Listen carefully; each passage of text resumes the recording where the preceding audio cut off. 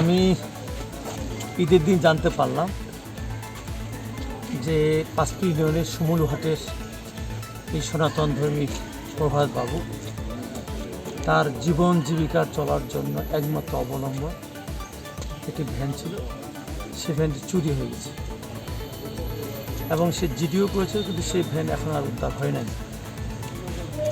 এখন সে কীভাবে চলবে, কীভাবে তার সংসার চালাবে এবং তাকে অনাহারে অদ্যাহারে তার সংসার চালাতে হচ্ছে, সেই বিষয়টাই বিবেচনা করেই আমি তাৎক্ষণিকভাবে সিদ্ধান্ত নিলাম।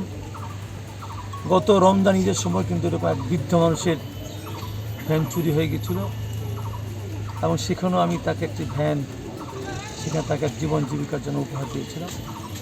ঠিক তদ্রূপ আমি এই আমাদের প্রভাত বাবুকে তার জীবন জীবিকা সংসার জন্য নির্বিঘ্নে স্বাচ্ছন্দ্যে এবং সমস্ত অবনটন দূর করে যেন সে সংসার চালাতে পারে, তার সন্তান এই আয় দিয়ে তার সন্তানকে পড়ালেখা করাতে পারে এবং তার সুস্থ স্বাভাবিক জীবন যেন সে অতিবাহিত করতে পারে, এই উদ্দেশ্যেই আমার এই ভ্যানটি মানুষটিকে উপহার দেওয়া।